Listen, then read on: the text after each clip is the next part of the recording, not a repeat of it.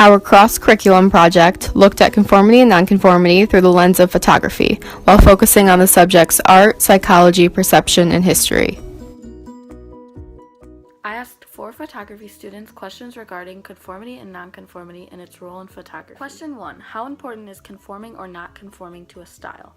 I think it's kind of both ways. Some try to take photos of really happening events or popular titles, such as like food becomes a big popular photography thing, then everybody will take photos of food. But I do think there are a few that will constantly stick to their own element, and those are ones that when you discover that photographer, you really notice they stand out. I think it could be conforming to their style of photography or the theme that they're going along with.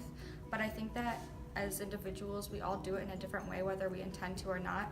So if they're influenced by it and they're not directly copying or conforming to that photographer, I wouldn't say that it's complete conform. Well, to a certain extent, it's good to not copy, but use somebody else's inspiration. But where it's noticeable, where you're obviously trying to copy that person, that's where there's I think it's more so inspiration, because I think conforming is more this is what's popular, and so I'm just gonna go with that. Yeah. But if it's just one photographer, maybe 2, it's just kind of inspiration for what you want to do. Question 2. How important is it to follow the rules of photography? In my opinion, how important it is.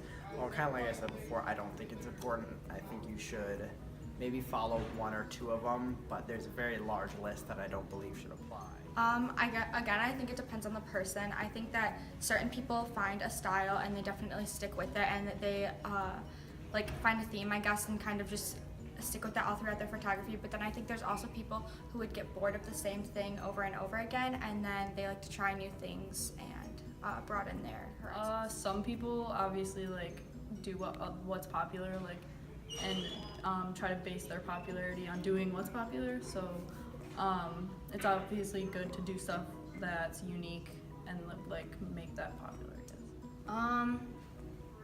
I don't think it's necessarily that important when it comes to photography, because I think everybody has their own different style, and I think it's since it's an art form, it's more appreciated whatever you do. Question 3. Do you think photographers are influenced by what's popular in the moment, or do you think that they tend to find a style and stick with it? I don't think it's important. I think it's important to not conform, because in this class, we're told to follow a large set of rules when taking photos, but at the same time, you have to make it art, which is unique. So I don't really like that we have to, traditionally you have to conform to a lot of rules of photography to make a photo look good, and I don't really like that. And I think a lot of photos that don't follow the rules of composition in photography. I think that there are different circumstances in photography. So if you were writing an article or doing something that was more strict in relation to photography, I think it's important to follow the rules, because that will help with the composition of your photo. But if you were doing it for the sake of your own art, I think that you can stray away from those rules. Well, we're definitely taught to do certain things, the rule of thirds, and those types of things, but you don't have to follow them, obviously. They don't make a good photo. I think it's important when you first start off, but when you're a beginner, but as you progress, I guess you can lay off the rules a little bit. Question 4. Do you think it is conforming if someone is inspired by a photographer and tries to go with their kind of style? I think that if you want to create your own style or be diverse from the norms of style in our society today, it's important to not conform and to do something different. You definitely want to not conform, because it sets yourself apart and it allows you to be creative and stand out from everybody else, because there's a lot of people that take photos, but there's only there's less people that are actually true to themselves. I don't think it's necessarily that important when it comes to photography, because I think everybody has their own different style, and I think it's since it's an art form, it's more appreciated whatever you do. In conclusion, pretty much everyone I interviewed thought that conforming wasn't important in photography and that you should try to find your own style or niche. I focused on psychology and how different photographs affect us. I conducted interviews to discover how photographs make people feel, and to see if the students I interviewed would be willing to change their answer after they have heard the popular opinion. How does this picture make you feel? Sad. Okay. And the majority of people who looked at this picture said that it made them calm. Does this change how you feel about the picture? No.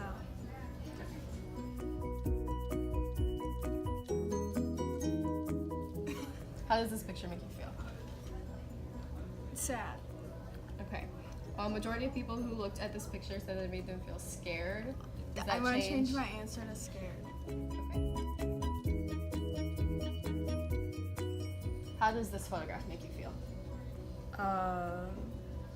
Sad. Okay. A majority of people who looked at this photograph said it made them feel free. Does this change your answer? Yes. I also took the approach of giving students the majority opinion before I asked them which emotion they associated with the photograph, in order to see if the students would be more likely to conform to the popular opinion. I told these students the majority opinion of the photograph was scared, then asked their opinion. How does this picture make you feel? Oh, that's scary. Okay. Definitely. How does this picture make you feel? Scared. A majority of people who looked at this picture said that it made them feel calm. How do you feel about that picture? I mean, it looks like clouds. Clouds are calming. How does this picture make you feel? Calm. Okay. Okay, a majority of people who looked at this photograph said it made them feel calm. How do you feel about this photograph? Probably calm.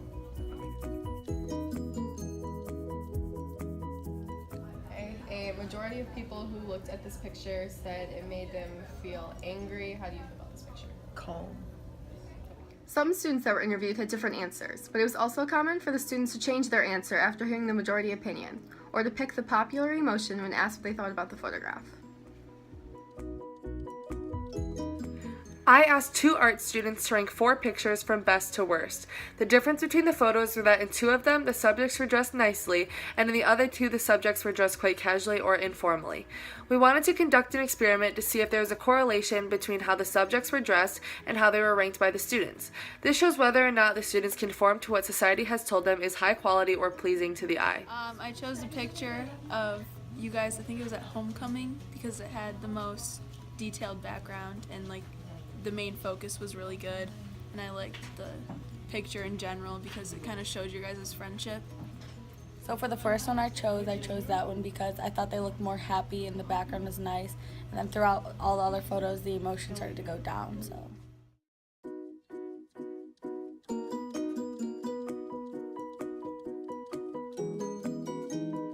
Through the experiment, we found a correlation with how one of the students ranked the photos and how the subjects were dressed.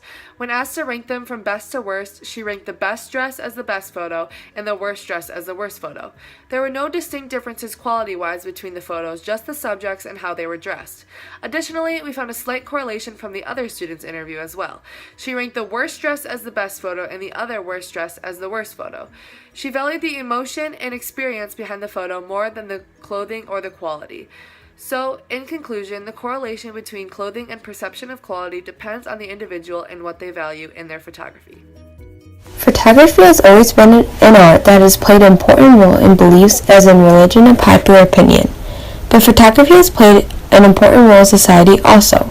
In 1945, right before World War II had ended, most of the photographers were shooting and painting pictures of the bombing of Hiroshima and Nagasaki. That was the big news in the U.S. during that time. But now we see a lot of photographers painting and shooting pictures of our world as it is increasing poverty, because they see this as a big problem. But most photographers all have one thing in common. They take pictures and paint to make our awareness of the issues around the world. With them doing this, they have a way to affect how humans see the issues in our world. They have been showing how our world is for many of the years by doing this. David Duplay. He is a photographer that shoots underwater pictures. Duplay has photographed in the depths of such places as the Southwest Pacific, New Zealand, Canada, and the Northwest Atlantic. His photographs did not seem to some people. They saw his pictures a lot like theirs. For example, Duplay wanted to work for National Geographic, but he states it was really hard to impress the picture editor of National Geographic, Bob Gillick. Gillick had said to Duplay that nothing stood out and nothing's new, but Duplay thought that he was standing out. So we see that Billett saw us as conforming to all the pictures National Geographic already had, but to some of us think that it did stand out. But a year later, he did come back with new photos that did stand out. We can see that Duplay stood out in order to become famous. Sandy Scoulud is a photographer that shoots photos with a different perspective. She makes a whole set with a bunch of different contrasting colors and objects, like we see here in the painting Radioactive Cats. This photo uses neon-colored cats in a gray kitchen. The color contrasts and make the cats stand out. During her childhood, she has profound effect on the development of her art. Sandy got inspired by the things that she saw. Her inspiration had led herself to teach herself photography. She had taken pictures of her interest in pop culture during the 1970s. Almost all of her work displays pop culture blended in, but only a few stood out. We see that Sandy Scoulud conformed to her society, but those two pictures that she did not conform to helped her get famous. Throughout our video, we explored the importance of conformity and nonconformity by taking a look at photography through art, psychology, perception, and history. We found both conformity and nonconformity play an important role in our world. Thanks for listening.